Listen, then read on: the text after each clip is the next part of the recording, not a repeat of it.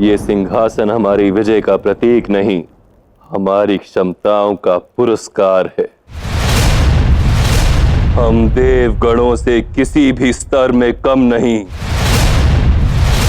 ये सिंहासन हमें बार बार आभास कराएगा कि हमें कभी भी आत्मसंतुष्ट नहीं रहना चाहिए। तीनों लोकों पर विजय प्राप्त करने के पश्चात भी ये युद्ध निरंतर चलते रहना चाहिए। तभी हम देवताओं को सदैव अपने अधीन करने में सक्षम होंगे। त्रिलोकाधिपति जलंधर की जय! त्रिलोकाधिपति जलंधर की जय! कितने मूर्ख हैं ये असुर। एक विजय ने इन्हें इतना प्रफुल्लित कर दिया। उचित ही है, जब तक ये अपनी विजय का उत्सव मनाएंगे तब तक मैं अपने वास्तविक उद्देश्य पर कार्य करना आरंभ कर दूंगा। सच रहे महादेव, क्योंकि मैं शीघ्र ही आपकी पत्नी को आपसे ले जाऊंगा। ये जलंधर का वचन है।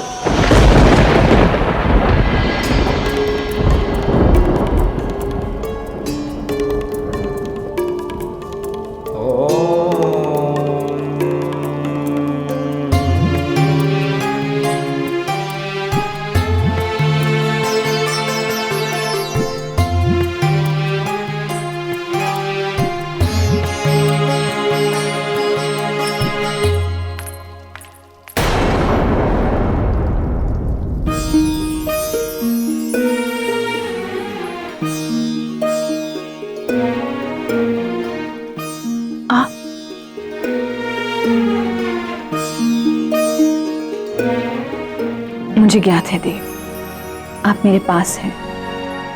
आप तो हर स्थान पर उपस्थित हैं, किंतु देव अभी मुझे एकांत की आवश्यकता है। मैं तो एकांत में भी तुम्हारे साथ ही हूं गौरी।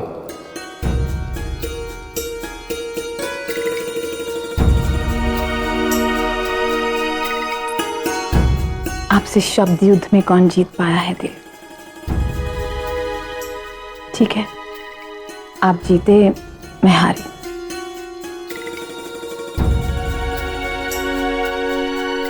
मेरी हर विजय तुम्हारी विजय, क्योंकि तुम मेरी प्रेरणा हो, मेरी संगिनी हो। इसीलिए तुमसे मैं हूं।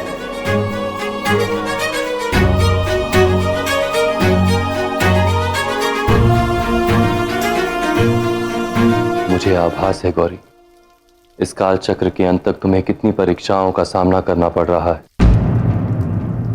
और मुझे यह भी ज्ञात है कि तुम जलंधर की नकारात्मकता का अंत करने के लिए आतुर हो। किंतु हमें नियति के नियमों का मान रखना होगा गौरी। किंतु देव, मैं इस आतुरता को नियंत्रित कैसे करूं जो हर क्षण मुझे अधीर कर रही है, जिसके कारण मेरे भीतर ये क्रोध पनप रहा है जो मुझे अस्थिर कर रही है। कदाचित मेरी इस उग्रता का उत्तर आप मुझे दे सकते हैं, किंतु आप तो विरक्त हैं देव, इन सभी भावनाओं से परे। इसलिए कदाचित इन सभी प्रश्नों का हल मुझे स्वयं ही ढूंढना होगा।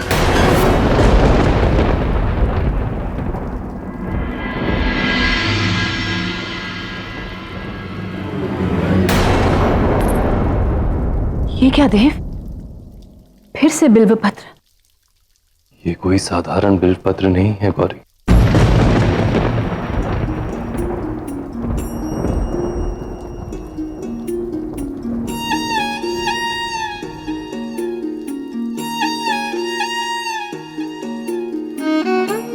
जब तुम्हें लगे कि कुछ भी तुम्हारे वश में ना हो, तब इस बिल्व पत्र को खोल लेना।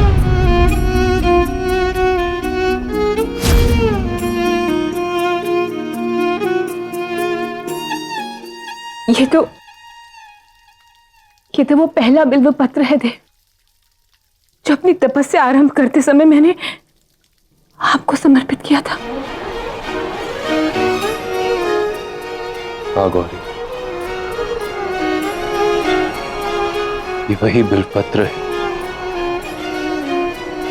जिससे मेरे शिव से शंकर बनने की, महाकाली के अर्धांग बनने की यात्रा आरंभ हुई थी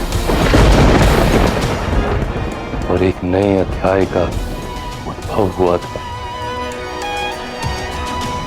तुम्हारे अनुसार मैं विरक्त हूं। भावनाओं से परे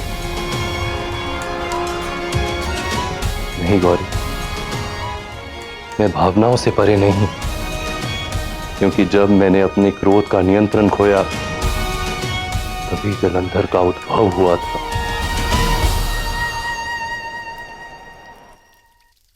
किंतु मुझे ज्ञात है, जिस शक्ति के कारण मैं शिव से शंकर बना, महाकाली का महाकाल बना, वही शक्ति मुझे आत्म संतुलित रहने के लिए सहायता करती है।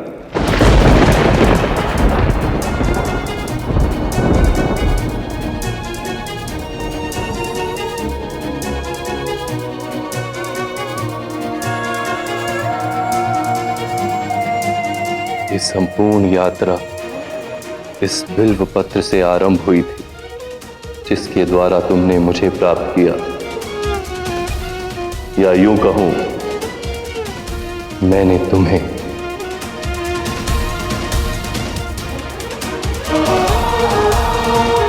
तुम्हारा चिंतित होना स्वाभाविक है गौरी, किंतु मैं पूर्णतः आश्वस्त हूं कि समय आने पर मेरी शक्ति कोई ना कोई उपाय अवश्य ढूंढ लेगी।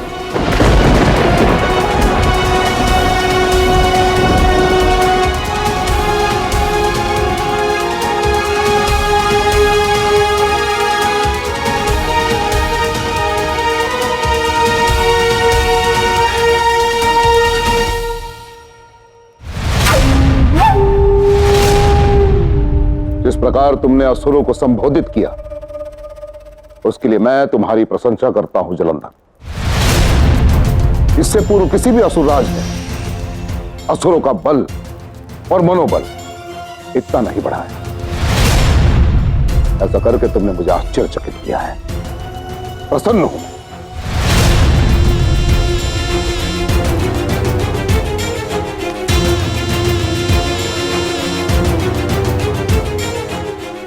क्या हुआ जलंधर? किस चिंता में विलीन हो तुम? आचार्य,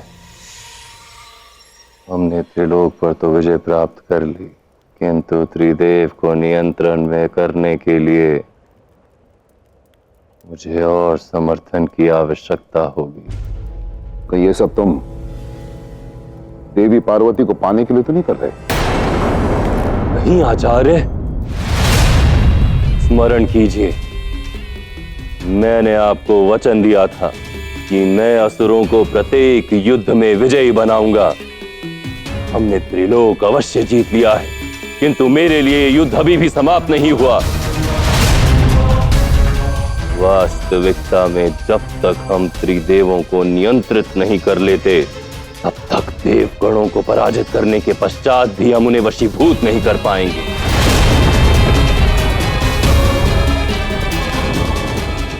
किंतु यदि आपको मेरे उद्देश्य में तनिक भी संदेह है, तो उस दशा को जो आरंभ से ही मैंने आपके समक्ष रखा था,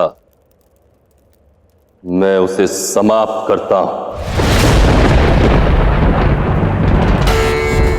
मुझे ज्ञात है महादेव आपके पूजनीय हैं, इसलिए पार्वती के बदले असुरों का साथ देने की उस दशा को हमारे मध्य लाकर मैं आपको धर्म संकट में नहीं डालना चाहता आचार्य। इसीलिए इसी समय और इसी क्षण मैं आपको इस दशा से मुक्त करता हूं। अब तो यही कामना है, बस एक, केवल एक सुरक्षा कवच मिल जाए, जिसे महादेव और महाकाली भी ना काट पाए।